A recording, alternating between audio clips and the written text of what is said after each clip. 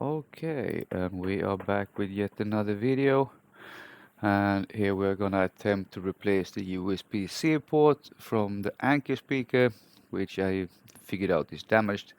Well, it's not completely damaged, but this is why it's not charging properly, because it's not getting any contact. And the ring you see here, or the round motherboard, or this board is from a different Bluetooth speaker, from a cheap Chinese one that broke on me, and I just kept it for the USB ports and for some other stuff on it. I actually been using it as a battery management system to charge separate cells, and it's been working pretty well. It's pretty small, so it takes some time, but it charged the battery perfectly well. So let's begin by preparing to remove the micro USB port, and as you see, I keep the board upside down so I can put the heat from my hot air gun on the back side instead of from the bottom, because I don't want to melt the port. That's kind of the opposite of what I want in this case. So here I'm just checking which would be the easiest way to both heat and hold everything at the same time. And I am burning one of the, if you look on the board, you can see that there is an RGB LED sitting right on top of it, almost right on top of it. So I'm gonna burn this LED a little bit, but it doesn't really matter because it's not gonna be used anyway. So not of any bigger importance. So let's dive right into removing the USB-C port. And a little bit of heat, and it should come up right away. Is you might need quite a bit of heat, and it's simply because they are, in most electronics, they are using unleaded solder, and you need a lot more heat for that to start melting. But I did get it off without ruining anything, so I have to say it's a step in the right direction at least. So now I'm just checking the board to see if I damaged anything, but I can't really find anything at the moment.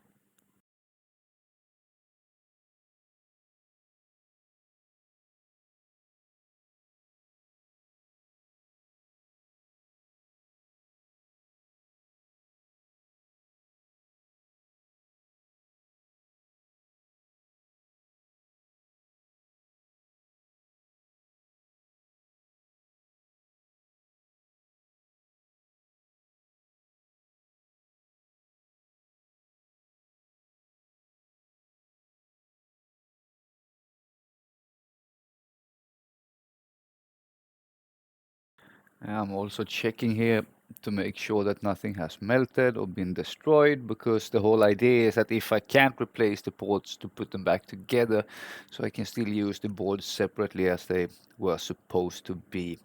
Oh well, that's at least the idea. I don't know if that's gonna happen, but let's see. Let's see. So here is the USB port I removed, and I'm just checking that also, but there is no melting, nothing like that. Everything is looking really good. So let's move over to this board. And here I actually did fail a little bit. Still no biggie, still nothing major. But I managed to burn the backside of the board a little bit, and that's both because I used a little bit too much heat, and I held the heat gun way too close to the board.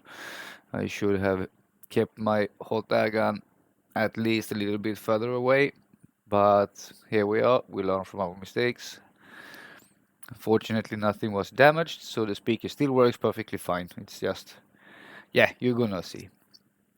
But here we are, removing the other part of the board, or removing the, not the other part of the board, but removing the USB-C port. No, sorry, micro USB, not USB-C. Micro USB. If it would be a USB-C, I would be a lot more scared, because they are quite tricky to quite tricky to solder if you're a beginner like I am.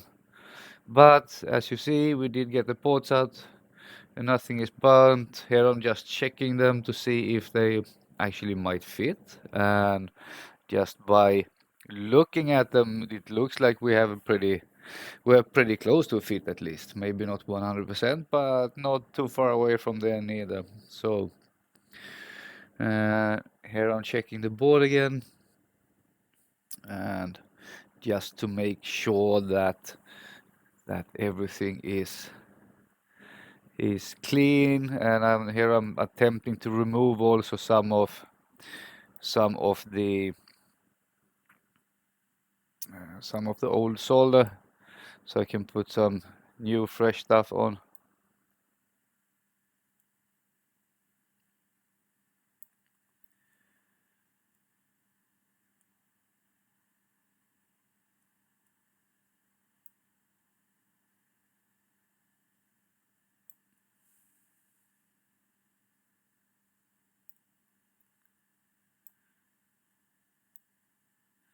And here you see one of my issues, which is, hello, you're gonna see it in a second here. Now I put some tin, and now I put some flux,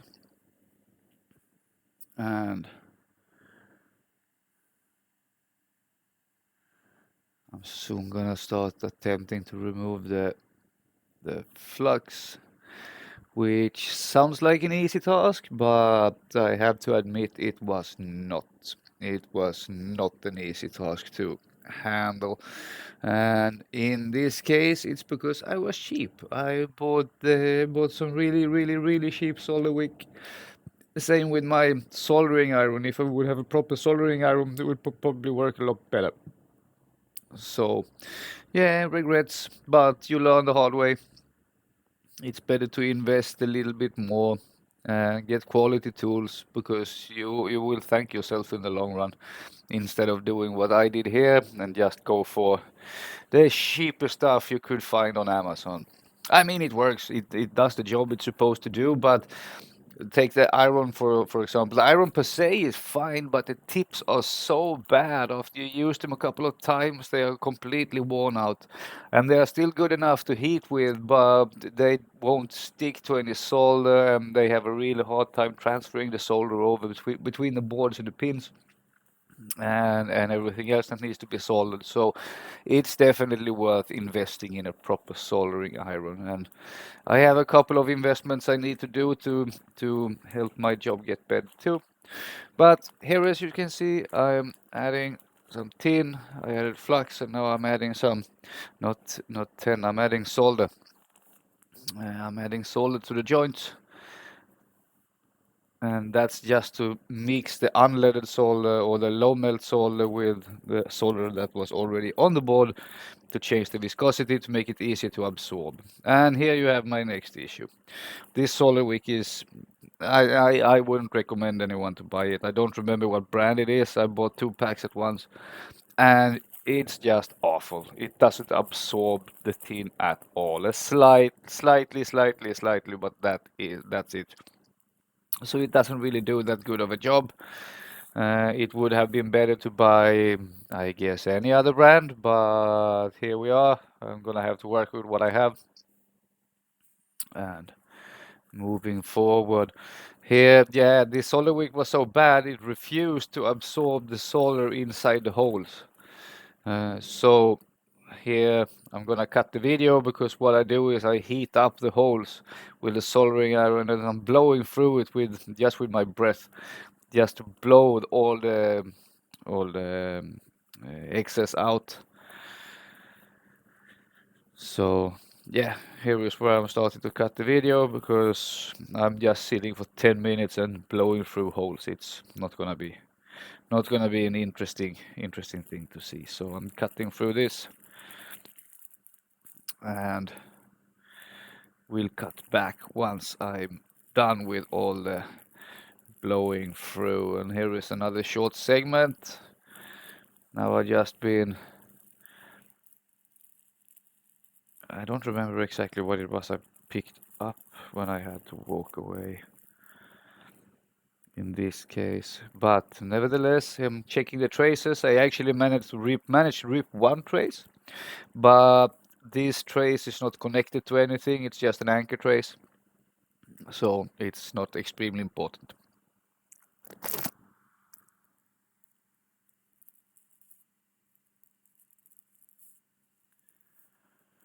And here I'm checking both back and front to make sure that everything is okay. Trying to fit the new port, and it felt like it was kinda gonna fit. It was very, very, very, very, very close. I was almost a bit upset that I didn't get it to fit, but what you gonna do, right? But nevertheless, keep on trying to find the right orientation and trying to fit the port. And I'm trying to do this for quite some time actually before realizing that it won't fit. Here I'm cutting it again because I need to run away and grab some tools, but I'll be back in a very, very, very short time.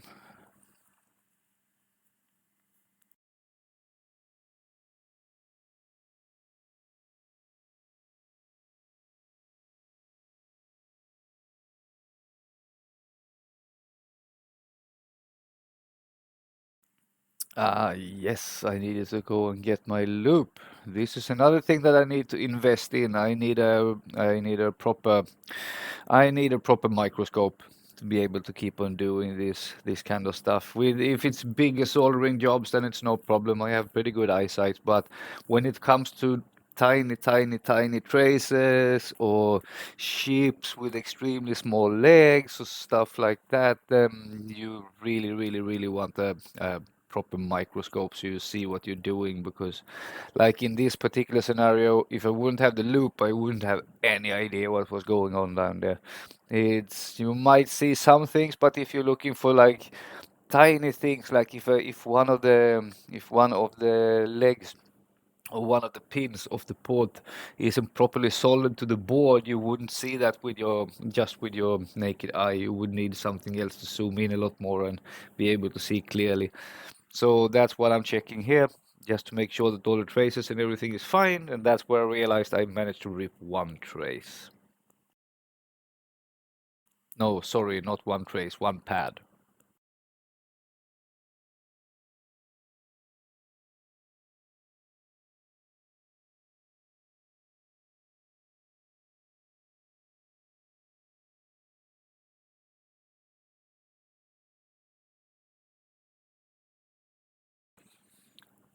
So what I'm preparing to do here is to, since this port doesn't fit 100% properly, it fits size-wise to a certain extent, but it doesn't fit 100%. Here I'm thinking I'm grabbing a screwdriver. No, sorry, it's not a screwdriver. I think I'm grabbing a plier. I'm not entirely sure though. Or what did I go grab? Yes, exactly. I went and grabbed a flush cutter to remove, because there is like two legs on the backside of the USB port that don't really fit, but they are not really super needed neither. So I'm trying to flush cut them off to make the whole port lay flush instead, because the problem is that those legs are pushing it up, so the actual pins won't touch the pads, and then we can't really do anything. Everything needs to touch and everything needs to get in contact, otherwise it won't work. So moving forward,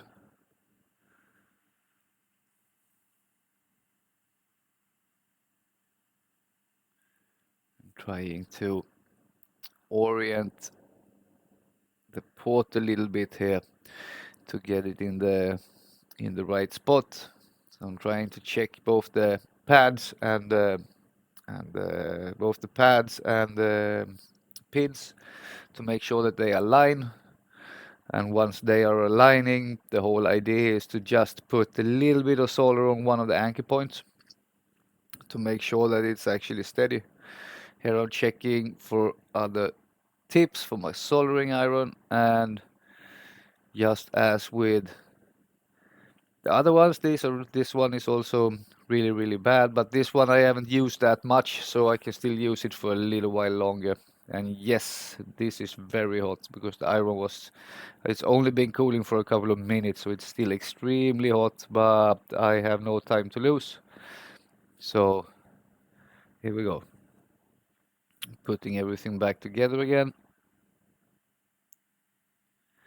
so we can start soldering. But what I'm trying to do first here when I start to solder is I actually try to solder the pins to the traces first, just to hold it slightly, because there is nothing to anchor it down. It's moving around on top of the board, so there is nothing to anchor it. If I would have kept on tape or something like that, I would have tried to tape it on spot and hold it.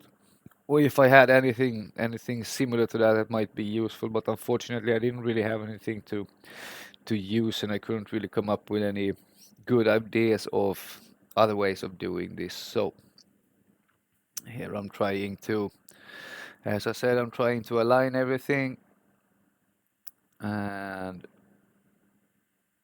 here I'm trying to bend down the pins a little bit because I still can't get it to get completely flush.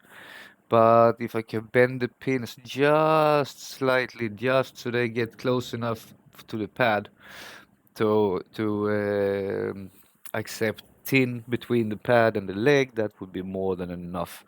Uh, but as you will see here shortly, my hopes wasn't really what I wanted. So, but nevertheless, we keep on going, and here you will see how I'm attempting to solder the port. You can't really see now because I don't really um, have a camera that can do closer. Or if I would put my camera closer, I wouldn't be able to see the work myself. So you're gonna have to bear with me here. But what I'm essentially trying to do here is both solder one of the corners or the anchor points and all the pins as well. And then I accidentally moved it and realized that no, nothing has been soldered, so I have to start again. And there I dropped it. And I'm gonna pick it up and I will make one more attempt before I realize that no, this is not gonna work. This is not gonna work. We're gonna have to work backwards from here. So checking the port again. And here I'm trying another attempt because I see that there is very little tin on those tiny legs, or very little solder rather. It's not tin. It's very little solder on those tiny legs. So I'm trying to put some solder on them just to have them pre-tinned, because then they should accept the solder a lot easier when I'm coming for the second time.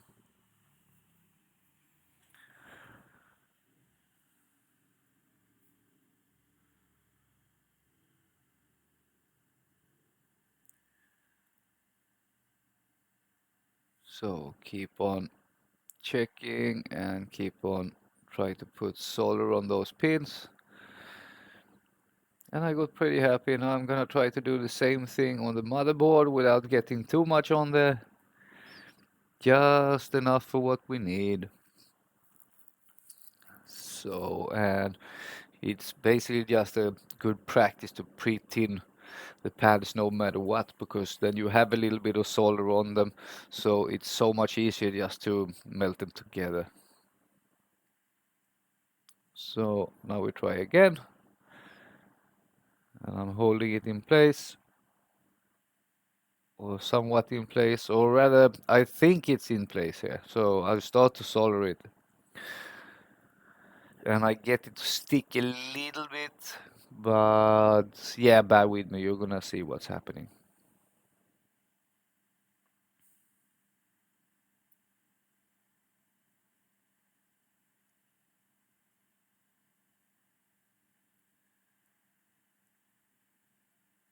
Once again trying to tin the pads a bit more.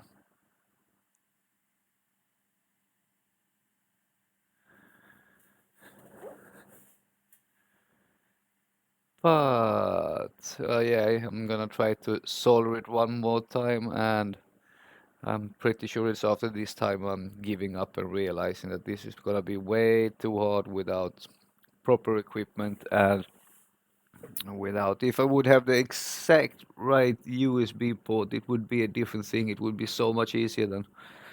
But now, since I don't have that, I'm gonna have to improvise, which is not really that big of a problem.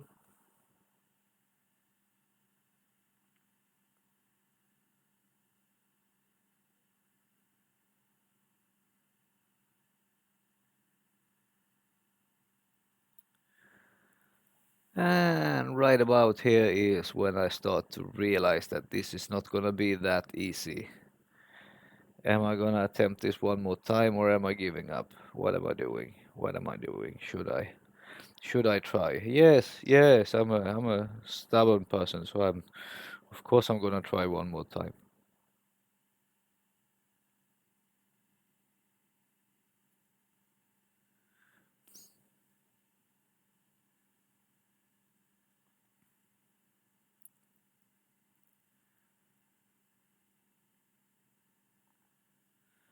So trying again. Try to hold it as steady as possible while I'm coming with some heat from the iron, just to hold it. And I managed to get it to stick. So here I'm attempting to get a little bit more on the other side before I continue. So I'm just soldering the anchor points to keep it on the board now. And I'm going back to check.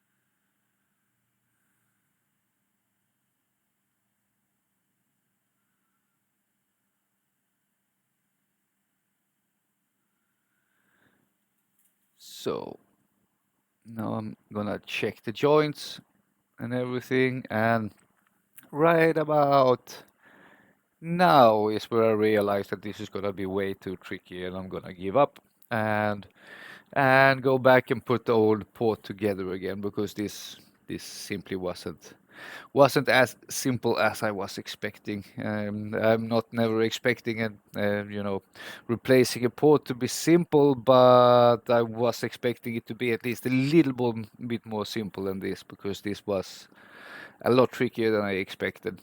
But you live and you learn. If you never make any mistakes, you never learn anything. So I just see this as a very positive encounter. And right about here, I'm about to fade out again until to the next clip because there's not gonna be much more fun. It's just me removing the old port and preparing for the new one. So I'll be back in a sec.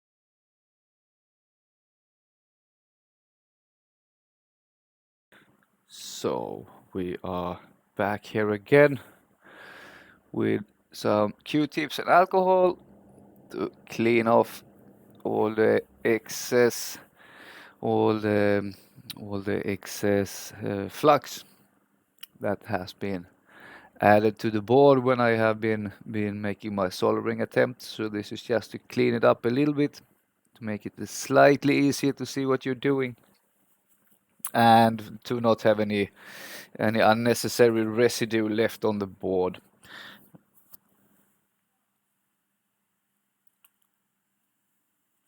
And here we have the old port. And since it's the old port, it should fit like a glove, which it also does. Fits very well without any issues. Didn't really have to change anything since it's the correct port. It should just drop in place, and then it just needs to be held down when it's soldered so everything is laying flush. And that's kind of what I'm starting to do here now. I'm trying to stack it up so I have some weight on that port just to hold all the pins and everything in the right spot before I start soldering. And you will see here I'm doing a few different attempts before I find the correct spot. Please enjoy me if I, please enjoy watching me fail a couple of times over and over again before I find a good way to get this done.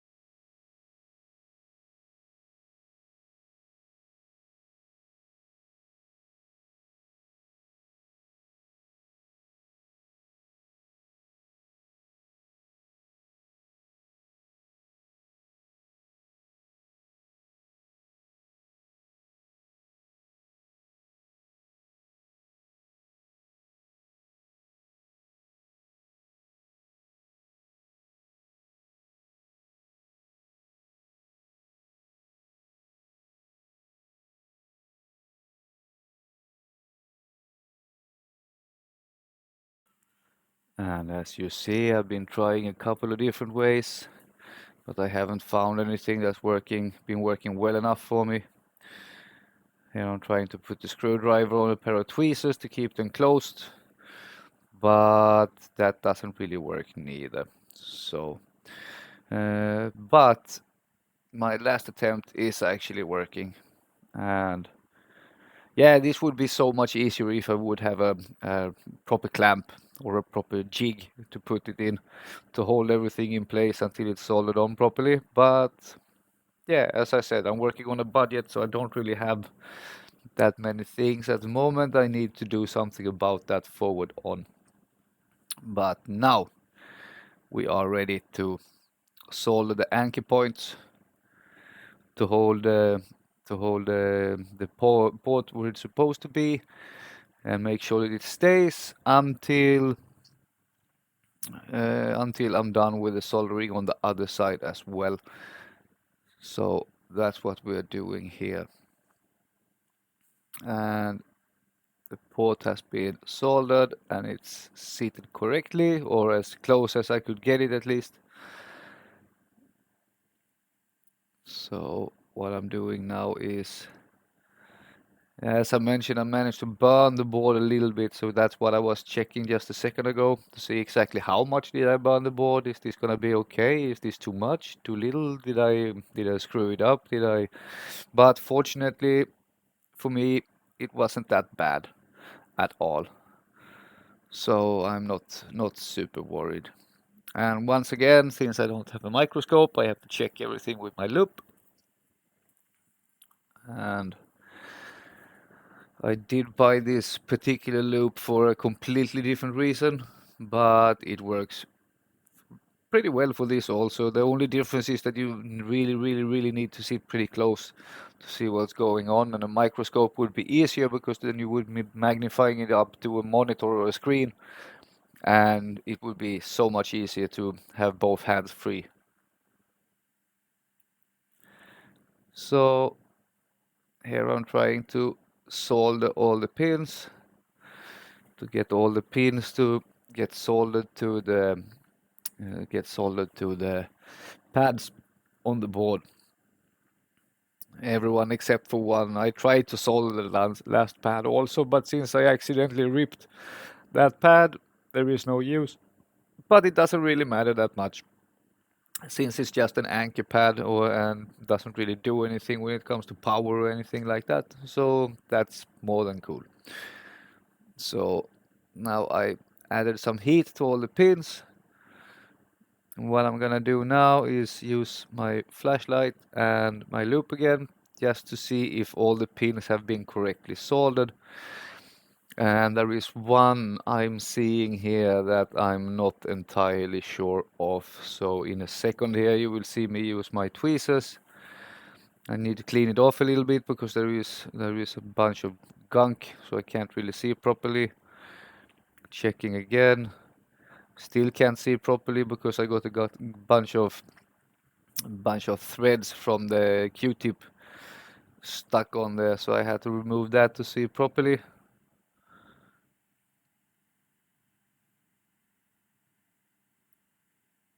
And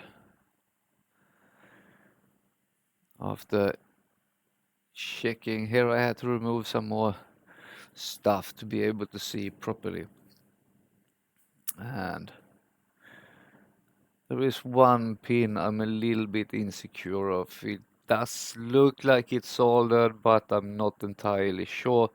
So here I'm using my tweezers to carefully push a little bit on the pins to see if they're actually seated to the motherboard or if they are loose. And that's where I realized that one of them was still slightly loose. Not much, not much. It might actually have been soldered. I might have seen wrong, but it felt a little bit soft or a little bit without contact. So I wanted to make sure that it's properly soldered. So I'm going back again with a little bit of heat here in a second. I'm gonna double check once again with my loop and just go back and touch up that last pin. And that's where I realized that it wasn't properly soldered, so I have to go back and put some new solder on it.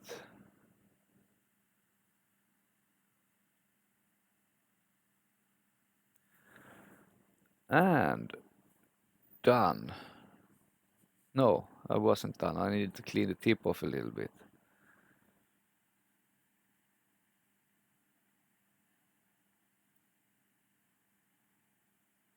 And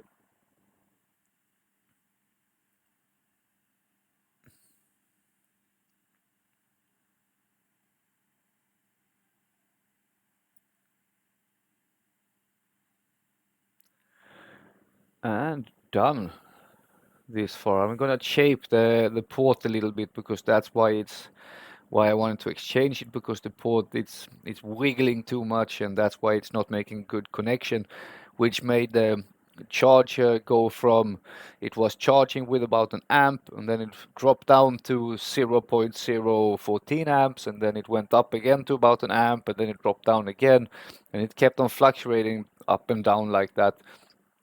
And at first I thought it was because the batteries were unbalanced, but it was not. So I'm gonna cut the video right here. I did test everything after this and it is charging properly. It is doing what it's supposed to do. So even though I couldn't replace the USB port, it's still working as it's supposed to. So I see this as a great repair. Thank you so much for watching, and please subscribe and give me a like if you want to, and there will be a new video out shortly.